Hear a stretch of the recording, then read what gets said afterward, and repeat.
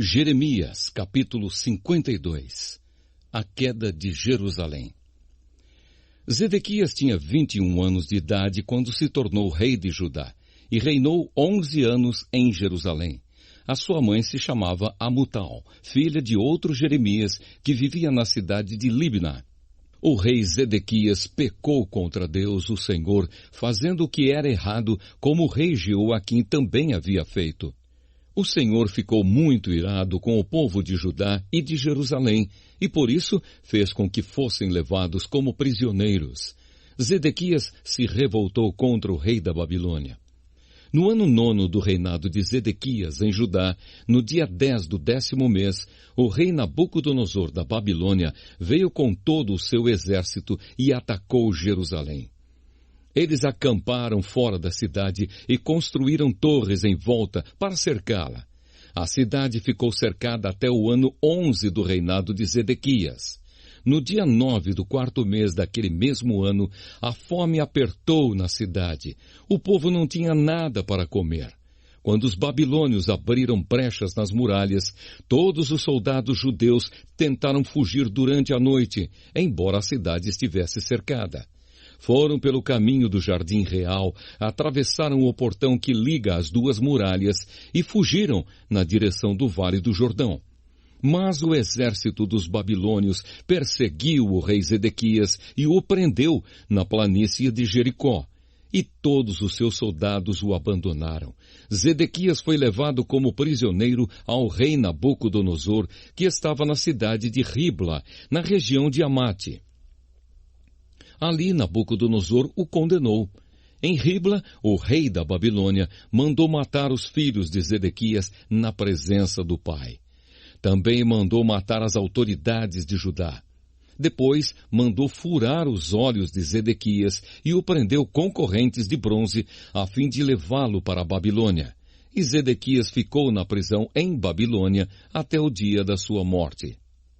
A destruição do templo.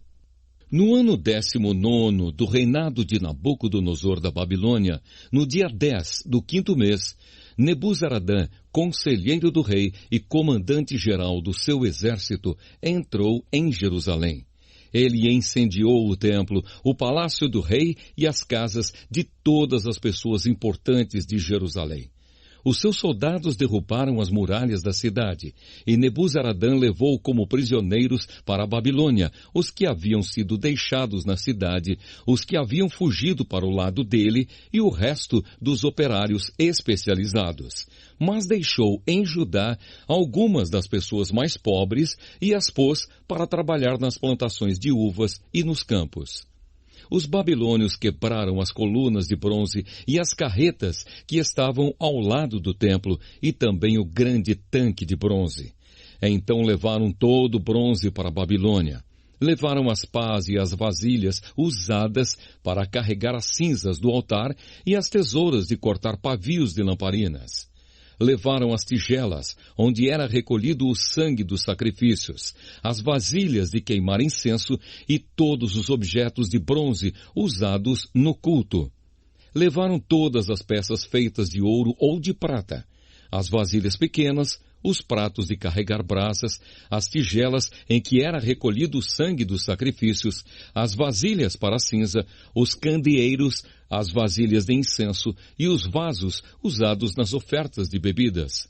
Não foi possível calcular o peso dos objetos de bronze que o rei Salomão havia feito para o templo, isto é, as 2 colunas, as carretas, o grande tanque e os 12 bois que o sustentavam. As 2 colunas eram iguais, cada uma tinha 8 metros de altura por 5 metros e 35 centímetros de circunferência. Eram ocas, e a grossura do metal era de 10 centímetros. No alto de cada coluna havia um remate de bronze que media 2 metros e 20 de altura. Em toda a volta do remate havia um enfeite rendilhado e com romãs. Tudo isso também era de bronze. No enfeite rendilhado de cada coluna havia 100 romãs, sendo que 96 delas podiam ser vistas do chão. O povo de Judá é levado para a Babilônia. Nebuzaradã, o comandante-geral, também levou como prisioneiros Seraías, o grande sacerdote, e Sofonias, o segundo sacerdote, e os 3 outros oficiais de importância no templo. Da cidade, ele levou o oficial que tinha sido comandante das tropas, 7 conselheiros do rei que ainda estavam lá, o oficial encarregado de alistar homens para o exército e mais 60 homens importantes. Nebuzaradã os levou ao rei da Babilônia, que estava na cidade de Ribla, na terra de Amate. Ali, o rei mandou surrá-los e depois matá-los. Assim o povo de Judá foi levado como prisioneiro para fora da sua terra. Este é o número de prisioneiros que Nabucodonosor levou. No 7º ano do seu reinado, levou 3.023. No 18º ano, 832, de Jerusalém. No 23º ano, Nebuzaradã levou 745. Ao todo, foram levadas 4.600 pessoas. No ano em que se tornou rei da Babilônia, Evil-Merodach foi bondoso com o rei Joaquim de Judá e o libertou da prisão.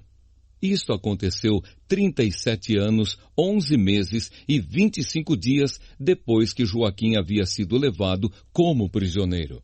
Evil-Merodach tratou Joaquim com bondade e lhe deu uma posição mais alta do que a dos outros reis que eram prisioneiros com ele em Babilônia. Assim deixaram que Joaquim tirasse as suas roupas de prisioneiro e vestisse as suas próprias roupas e comesse junto com o rei pelo resto da sua vida. E todos os dias, enquanto viveu, recebeu do rei uma pensão para o seu sustento.